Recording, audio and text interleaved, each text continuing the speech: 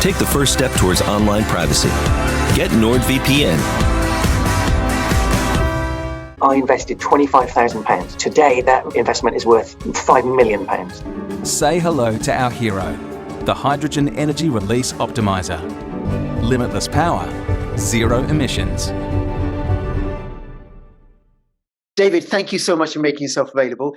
You and I haven't spoken for ages and ages. I think it was a whole lifetime ago when the world looked very different to what it looks now. Yeah, indeed.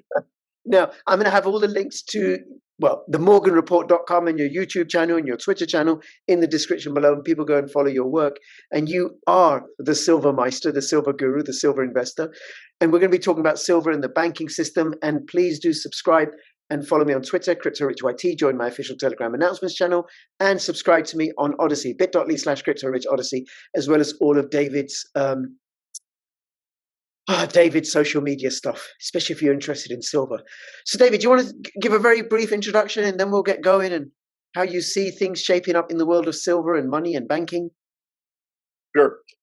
Brief introduction. Just go to the website, themorganreport.com. Go to the far right tab, it says About. Click the About tab. It gives a full bio and what the Australians call a CV, which is like a resume. On that page, when you scroll down, there's the film The Four Horsemen. I think we talked about it last time. It's 10 years old, but it's still as pertinent now as it was then. In fact, probably more pertinent because it talked a lot about the banking problems. And here they are. So I would say that would give you plenty to look at, get a little bit of information on my bio, my background, my years in the business.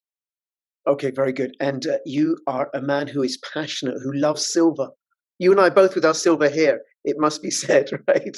Right. Silver, right. And you just said that the banking crisis looks like it's happening now. Do you want to say more about that and then just go into the role silver is playing?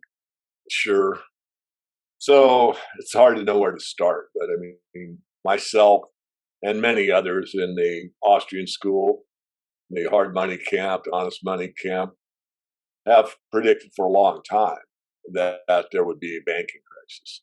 I mean, I try to be as succinct as possible, especially on a new interview, and I say 3 words: all fiat fails. Yeah. 3 words. So every fiat currency that's ever been acknowledged throughout the recorded history that we see has failed, 100% of them. And so now we're in the final stages of the U.S. dollar dominance, fiat currency from August 15th, 17th, 1971. Yep. Nixon took us off the gold dollar standard. And now this 50 years has kind of come to bite us, and the banks are failing. So a couple more comments. One, I find it very ironic that the first bank to go down was Silvergate, because, I can't help but think about so many connotations, not only to the word silver, but the word gate. Like the silver gate opens up, and, silver is part of the new system, or silver will keep you on the side of the gate or whatever. I mean, there's so many things that pop in my mind. I'll leave it to your own audience, but I find it high irony that that was the number one bank. And then, of course, Silicon Valley Signature, Credit Suisse. And the problem is, as I used to lecture and still do, but earlier on, I talked about the systemic risk between all the banks, because they're all interconnected. They're all dependent on interest rates. And there's so many derivatives out there betting on foreign currency exchange and interest rates primarily. And these things are volatile. And you could be leveraged extremely highly in the derivatives market. So, I get some people criticize the fact that the 2.4 quadrillion in derivatives is just a really large number, but it doesn't mean anything because all these derivatives cancel each other out. That's just not true. But let's take an average bet that's a 10 bagger. So it's like buying an option. So you put up 100 to win 1,000 and you win. All right. However, that win is dependent on your counterparty. And if your counterparty is broke, then you don't, even though you won, you don't get paid, or maybe you get paid less. But you offset that. It's like being a bookie in your neighborhood. You offset your book to Las Vegas, where they can handle almost any amount. And now you're just getting the vigorous. You're only getting your 10% because you don't want it. You're just going to mitigate your risk. Well, the same thing's somewhat similar in the derivatives market, because there are firms that will insure your derivatives bet to make sure you get paid, kind of like in the Big Short. However, even those are subject to limits. And that's what happened in the 2008 financial crisis that not many talk about. Is AIG was the insurance company that basically insured a lot of these counterparty risk situations, the CDOs, credit default obligations, CDO squared, and all the things you learned about in the Big Short. But they couldn't meet it. The backstop wasn't there.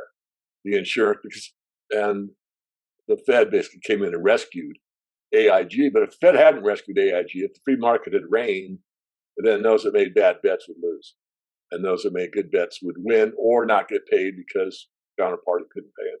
So that's kind of in a nutshell what we're facing on the derivative side. And then the insolvency of banks has always been there. When you're in a fractional reserve banking system and you only have to keep 10 cents for every dollar, well, if half of your clients came in and said, or customers, depositors said, hey, I want my money back, you couldn't do it from the ready cash. You'd have to sell something.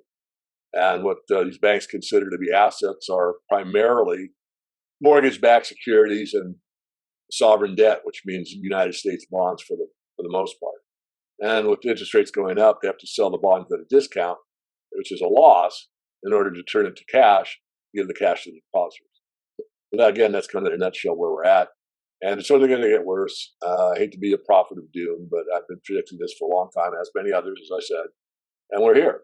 And the safest thing to do is to mitigate your exposure to your banker. And the other part that really annoys me is they're being very inconsistent. Bail-ins were supposed to happen, and so far it's been bailouts.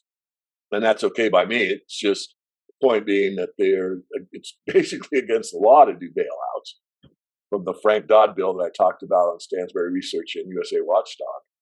But regardless, that's what's happening. And then Janet Yellen to imply that the deposits above $250,000 will be covered in some banks, but not in the regional or the smaller banks. And that's direct implication that you've got to move out of your your small bank into one large money center bank.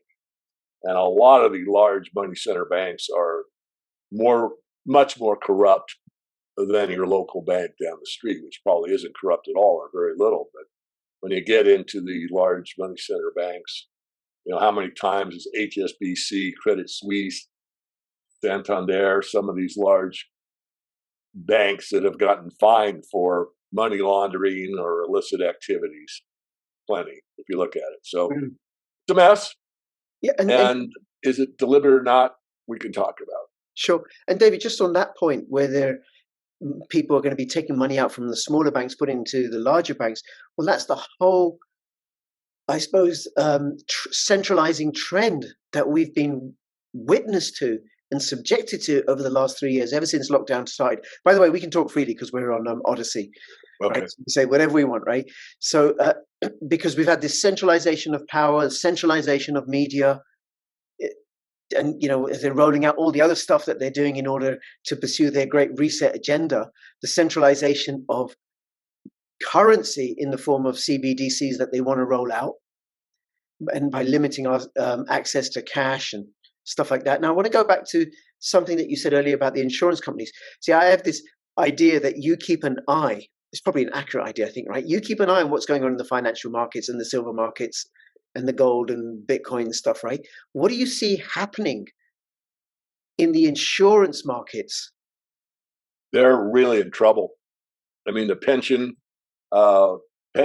and insurance companies are really in trouble.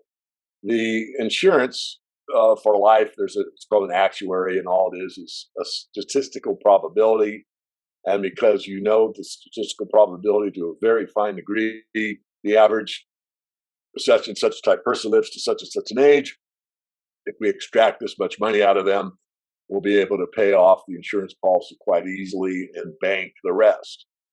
And that's how it's set up with auto insurance, home insurance, life insurance.